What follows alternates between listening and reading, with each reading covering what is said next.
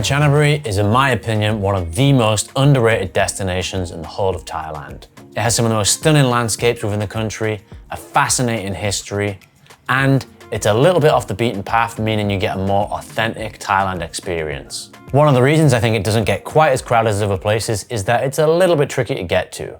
In this video, I'm going to break down the 3 best ways to get there. The easiest place to get to Kanchanaburi from is from Bangkok, so I'm going to be discussing the 3 best ways to get there from Bangkok. I'll discuss the prices, the travel times involved, and the advantages and disadvantages of each method. Let's start with the train, because I think this is going to be the most rewarding and interesting experience for those who dare to take it. If there's one thing to know about Kanchanaburi is that it was devastatingly affected by the tragedies of World War II, especially with the construction of the Thai-Burma Railway, also known as the Death Railway. The Death Railway was built in World War II by Allied prisoners of war and Asian labourers. They were all forced to work in brutal conditions day and night to construct the railway to Burma. Workers endured extreme conditions, including heat, malnutrition and disease, and over 100,000 people died in its construction. Learning about the construction of the Death Railway is one of the main reasons people come to Kanchanaburi. There are less depressing reasons too, for example, the beautiful landscapes. However, this is still one of the main reasons people come. Traveling by train manages to kill 2 birds with 1 stone, as you get to explore some of the history, see some of the major landmarks, as well as actually getting to Kanchanaburi. On the train, you'll pass over the bridge over the River Kwai, which is one of the most important landmarks. You'll then end up stopping at Tam Krasai, which is a cave and one of the most important points on the Death Railway. Once you get off at Tam Krasai, you can explore the area and walk along the track itself. You can also explore the cave of Tam Krasai, which has Buddhist monuments and dedications to those who perished during the construction of the railway. When I visited Kanchanaburi, I actually didn't go by train, but I ended up having to take the train to get this experience anyway. So like I say, this will kill 2 birds with 1 stone. To catch this train, you must first make your way to Thonburi train station. There are 2 trains that leave each day, one at 7:45 a.m. and one at 1:55 p.m. It appears that you can't actually buy tickets online, you must go there in person to buy the tickets. The journey takes about 2.5 hours and costs only 100 baht, so this is a very, very cheap way to travel to Kanchanaburi.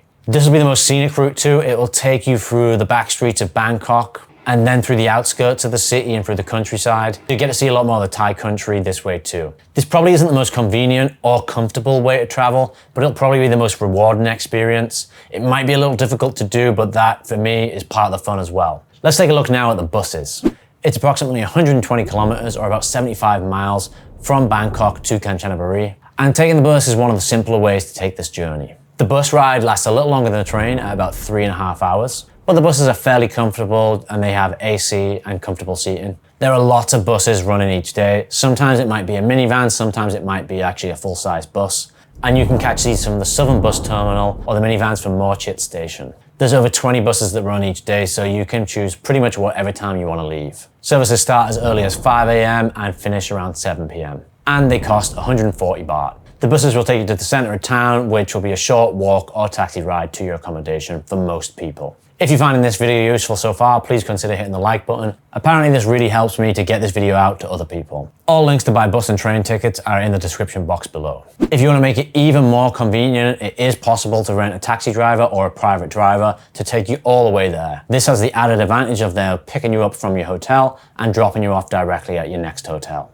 If you're doing this as a one-way pickup and drop-off service, this costs around 3,000 baht and can be done in 2 hours. Now, if your plan is to visit Kanchanaburi as a day trip without spending the night, you can do this as part of a tour, and this will include your transport to and from Kanchanaburi, as well as an English-speaking guide who will take you to the main sites. There are a number of different tour operators offering different trips from Bangkok to Kanchanaburi, and they'll take you to different sites. So when you go to Kanchanaburi, there's a lot of different things you can see. You can go to Erong waterfalls, you can go to the River Kwai, you can go to see some of the war cemeteries. This is probably the most convenient option because you're going to have an English-speaking tour guide as well, and you really just don't have to worry how to get from place to place once you're there. If it is a one-day trip though, it's unlikely you'll be able to see everything that you want to see. That's fine if you've only got a short amount of time. The cheapest options I'm seeing come in at around $75 per person, which is around 2,500 baht, with the higher ones coming in at over 200 baht per person, which is around 7,000 baht. Now, in my opinion, if you're traveling in a group, even the lower end tours could get pretty expensive. The higher end ones though, I'm not entirely sure what you're getting for that $200. So I'd be a little wary and make sure you're getting exactly what you want from that tour. because it is a bit on the pricey side, especially if you're traveling with more than one person. But if your aim is to have the best experience possible in the shortest amount of time, then it might just be worth it for you. I don't know. You could also try to get a private driver to take you not just to Kanchanaburi, but I reckon you could probably get this done for around 5,000 baht for the driver. So if there's 2 or 3 of you, this is probably a better way to go. One thing you know, if you are trying to travel to Kanchanaburi and explore all the sites and return back to Bangkok within one day, this is a lot of traveling. You're gonna be in the car for at least 5 hours. So you're gonna be pretty exhausted by the end of this day.